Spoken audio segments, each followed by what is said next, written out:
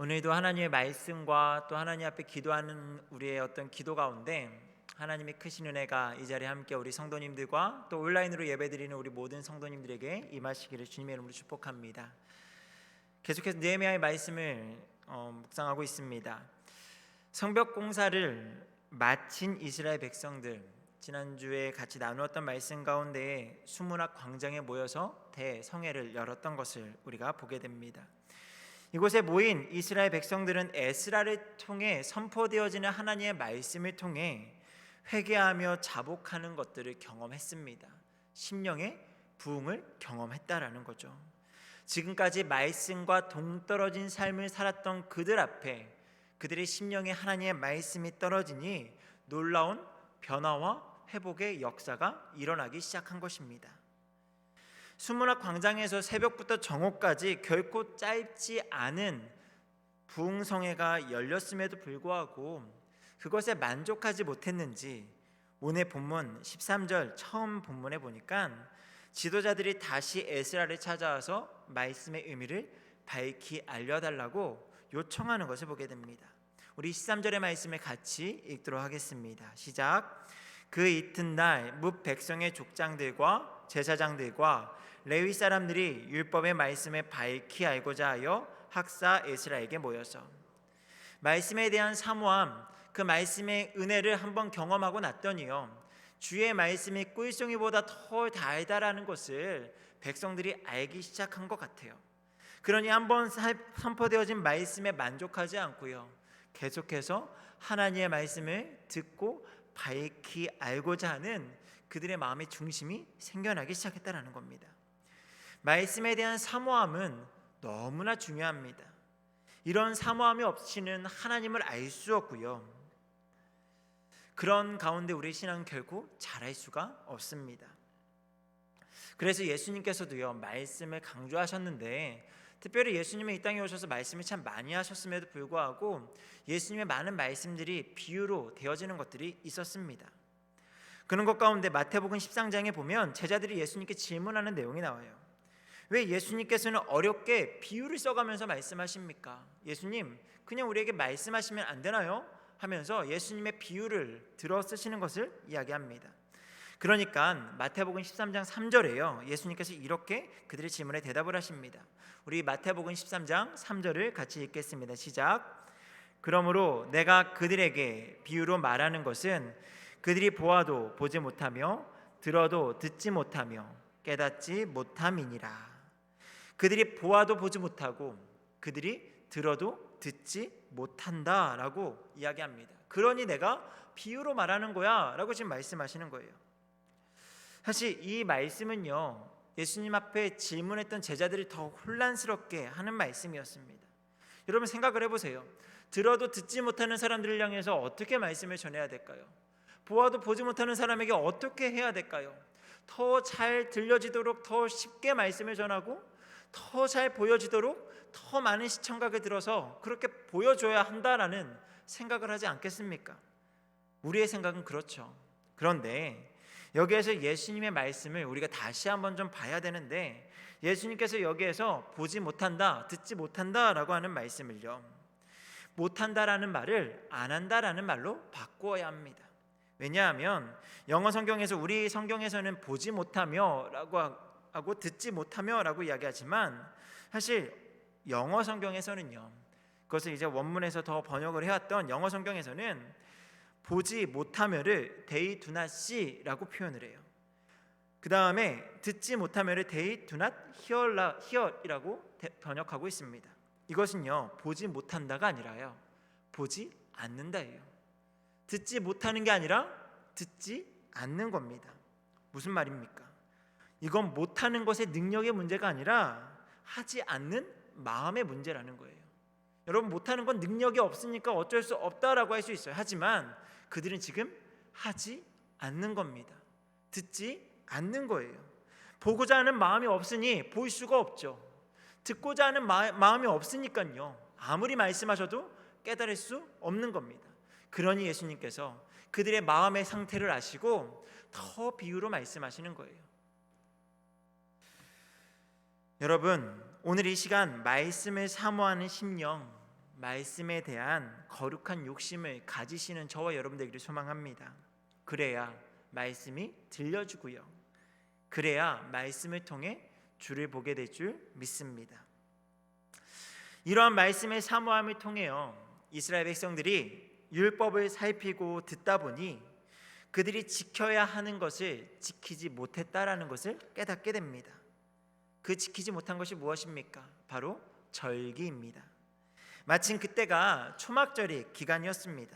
우리 14절과 15절의 말씀을 다시 한번 읽도록 하겠습니다. 14절과 15절입니다. 시작.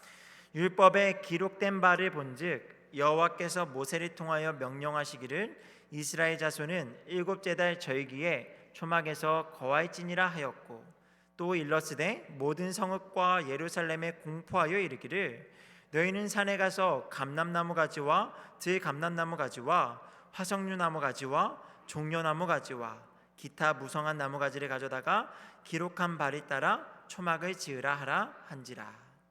이때 백성들은 말씀 앞에 어떻게 반응하는가 하면요, 자발적인 순종으로 반응합니다. 16절의 앞에 어떻게 시작을 하죠? 백성이 이에 나가서. 단지 지도자들에게, 백성들에게 이렇게 하라 한지라 라고 말씀이 됐거든요. 그래서 그것을 들려주었더니 그 말씀을 들은 백성들이 자발적으로 순종하는 거예요. 백성이 이에 나가서. 그들의 삶의 기준이 하나님의 말씀으로 달라졌습니다. 변화되어졌어요.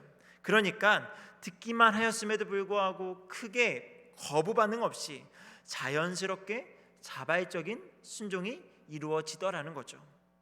여러분, 초막절은요, 유대인이 40년간의 광야 방랑 생활 중 이스라엘을 인도하시고 보호해 주신 하나님의 은혜를 기억하고 감사하기 위해서 약속의 땅, 거룩한 땅, 이 가나안 땅에 들어가서 하나님께서 지키라 명하신 절기입니다.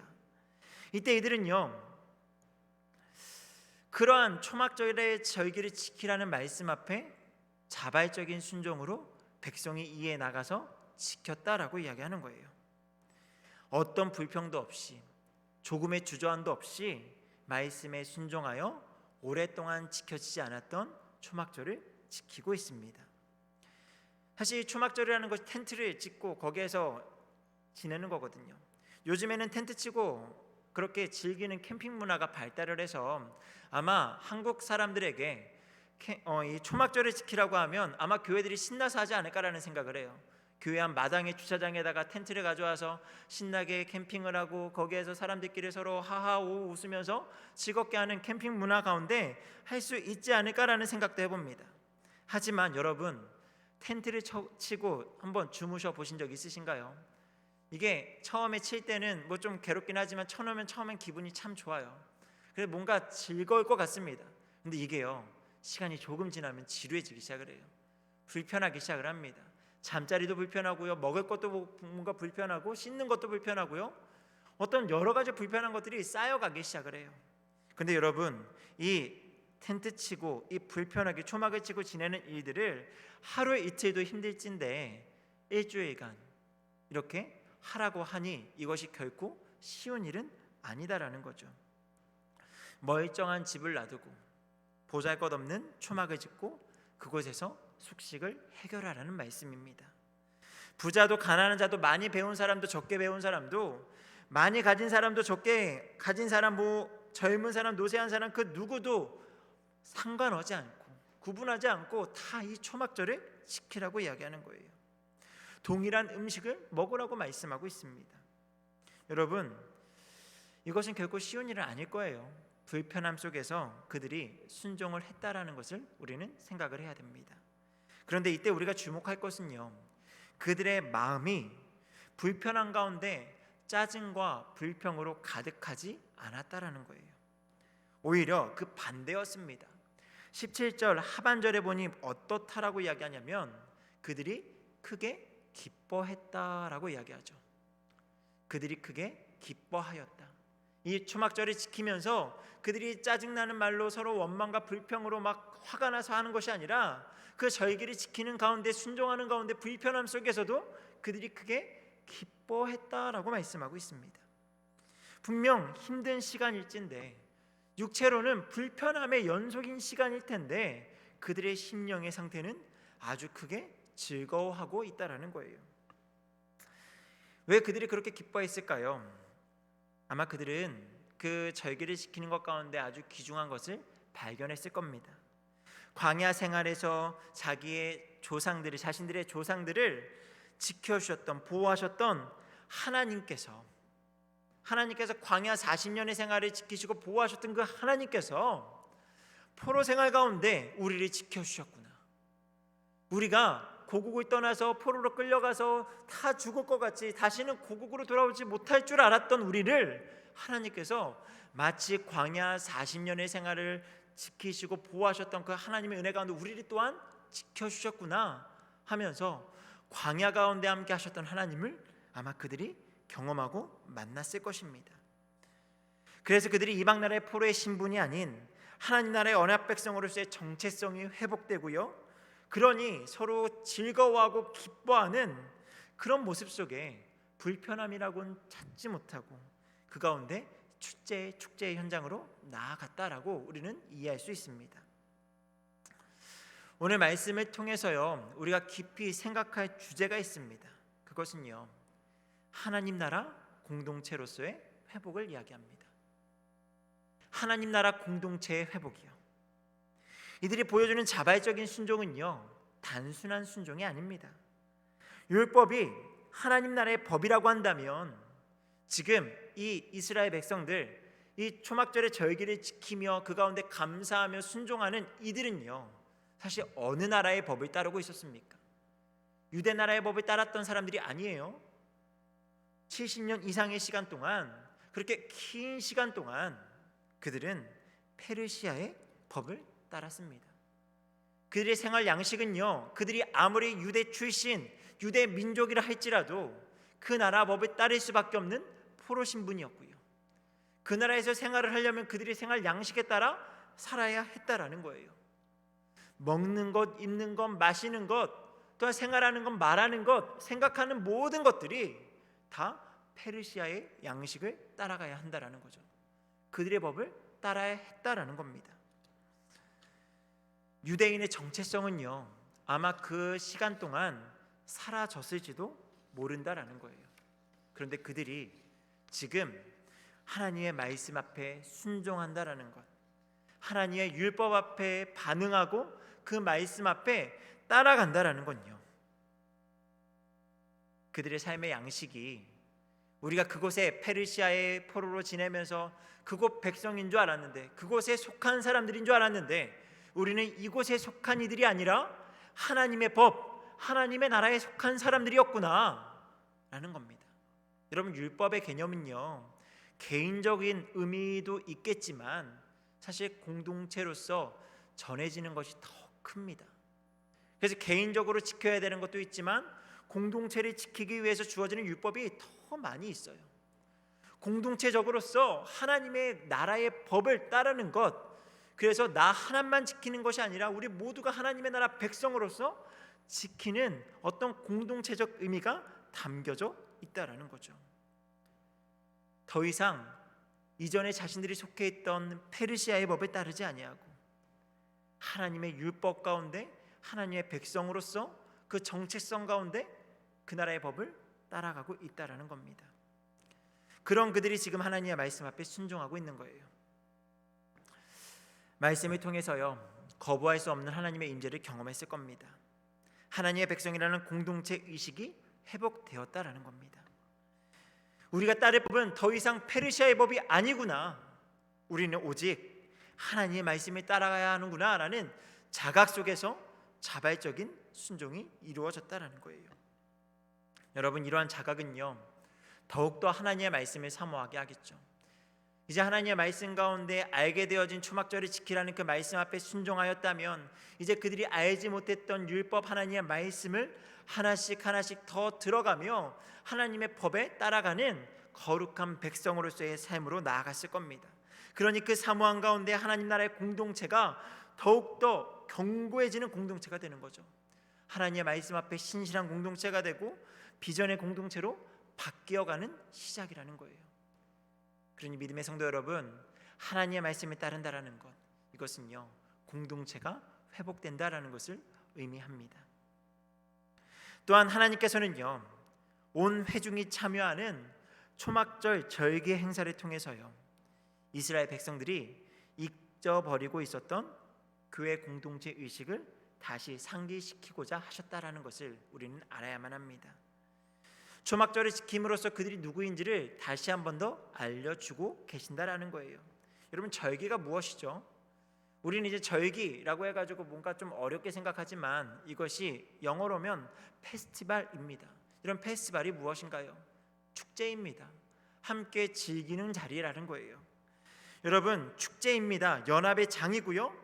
함께 하나님의 역사하셨던 것을, 우리 민족 가운데 일하셨던 하나님을 함께 기억하며 그것을 즐거워하는, 그것이 바로 축제의 자리라는 거예요. 다시 말해서 이 절기를 지킨다라는 것은 개인에게 의미가 있는 시간이라기보다 특별히 초막절은 공동체로서 의미가 더 큰 시간입니다. 여러분, 느헤미야와 하나님의 백성들이 이제 성벽을 다 건축을 하고 특별히 부흥의 어떤 성회를 열고 하는데 참 우연하게도 초막절을 지키게 되었을까요? 저는요 하나님의 시간의 법칙 안에 하나님의 역사에는 결코 우연이 없다라고 확신을 합니다. 하나님의 공동체가, 하나님의 백성들이 돌아와서 성벽을 재건하고 신앙의 어떤 영성을 회복하는 그 일 가운데에 처음으로 지키라 명한 그 절기가, 또 그 기간이 초막절이라는 것은요 아주 큰 중요한 의미가 있다라고 확신합니다. 흩어져 지내며 민족의 정체성, 공동체의 정체성이 사라진 그들에게 너희는 이스라엘이야, 즉 내가 열방 가운데 세운 나의 백성임을 그들로 하여금 깨닫기를 원하셨다라는 거죠. 여러분, 우리의 신앙은요 철저하게 개인적이기도 합니다. 우리의 구원, 하나님 앞에 우리의 어떤 신앙, 이 모든 것은 개인적이라고 말할 수 있어요. 하지만 공동체적이기도 합니다. 개인으로서만 서는 것이 아니고요 공동체가 연합하여 세워지는 것을 우리의 신앙으로 이야기할 수 있어요. 우리가 나 혼자가 아니라 하나님을 아버지로 둔 한 가족이고요 그 안에서 함께 은혜를 누리고 비전에 따라 사명을 감당해야 되기 때문에 우리는 공동체를 통해 함께 은혜를 누리고 회복을 경험하며 사명을 감당해야 되는, 우리는 공동체로 부름받은 사람들입니다. 여러분, 이것을 우리는 기억해야 돼요. 우리는 코로나 시대를 보내고 있습니다. 그러면서 우리는 개인의 신앙에 있어서는 어떻게든 하나님과 멀어지지 않으려고 교회적으로 또 개인적으로 많은 노력들을 하고 있어요. 교회적으로도요 이 예배의 끈을, 어떤 하나님과의 그 연결고리를 끊어지지 않게 하기 위해서 참 노력하는 가운데 교회들마다 이전에 구축되지 않았던 온라인 사역들이 막 구축되어졌어요. 그래서 이전에 온라인으로 예배드리지 못했던 대부분의 교회들이 다 온라인으로 예배를 드리며 그렇게 예배를 이어가게 되었습니다. 저희 교회도 올해 한 해 동안 큐티를 계속하고 있잖아요. 큐티를 통해서 개인 말씀 묵상도 하고요 가정에서 예배도 드리고 이전에 하지 않던 것들을 시도하며 개인의 신앙에 있어서는 무언가 최선을 다해 노력을 하며 지키려고 발버둥을 치고 있습니다. 그래서 그렇게 2년여의 시간을 달려오고 보니까요 어떤 분들은 때로는 개인의 신앙에서 조금 더 성취를 경험하고 더 나은 모습으로 나아갔다라고 이야기하시는 분들도 더러 계시더라고요. 이전에 말씀을 묵상하지 않았는데, 이전에 예배가 그냥 이렇게 나와서 뒷자리에 앉아있다가 화면으로 보니까 목사님의 얼굴이 더 크게 보이고 더 가까이 있는 것 같고 예배가 더 은혜로운 것 같고 이야기하시는 분들이 더러 계십니다. 물론 그 말이 틀리다, 거짓말이다라고 이야기할 수 없어요. 분명 더 나아졌다라고 생각할 수도 있습니다. 그런 분들도 계시고요 때로는 그냥 교회 나오지 않아도 예배 드릴 수 있으니까 더 편해진 것 가운데 안주하고 그렇게 지금 예배 자리로 나오지 않는 분들도 계시지 않나라는 생각을 합니다. 여러분, 그렇다고 해서 우리 개인의 신앙에 대해서 초록불이라 자신할 수 있으십니까? 나의 신앙은 초록불이야, 안전해, 괜찮아, 하나님께서 인정하실 만한 신앙이야 라고 초록불을 안전 보장할 수 있으신가요? 또한 하나님 나라 공동체에 대한 의식은 어떻습니까? 신앙은 개인적이기도 하지만 공동체적이라는 것을 우리는 알아야 하는데 공동체에 대한 의식은 어떤가요? 이를 통한 우리의 신앙의 성장과 견고함에 대해서는 아무리 생각하고 아무리 진단을 해도요, 지금은요 노란불을 넘어서서요 빨간불에 가깝지 않나라는 생각을 해요. 공동체 의식 가운데 함께 비전을 감당하고 사명을 감당하며 함께 세워져가는 공동체로서의 모습은요, 어느 교회를 막론하고 다 빨간불이 들어와 있지 않나라는 생각을 합니다. 그런 우리를 향해서 하나님께서는 하나님의 뜻이 개인에게서 끝이 아니라 공동체를 향해 나아가고 있다는 것을 말씀하고 계십니다. 나의 신앙에만 몰두하며 개인의 신앙 지키는 것만 신경 쓰던 우리를 향해 공동체를 사랑하고 모이기에 힘쓰며 아름다운 공동체를 세울 것을 말씀하십니다. 그리고 세워지는 공동체를 통해서요 우리의 신앙이 더욱 견고함을 얻고 그 안에서 더 큰 즐거움을 얻을 수 있다라는 것을 깨닫기를 원합니다. 그래서 우리 교회가 하나님의 언약 공동체로서 회복되어지고 하나님의 크신 뜻 가운데 하나님의 비전을 성취해 갈 수 있는 그런 하나님이 주목하시는 교회가 될 수 있기를 오늘 이 시간 함께 기도하는 우리 모두가 되기를 주님의 이름으로 축복합니다. 우리 이 시간 함께 찬양하며 기도하며 나아가기를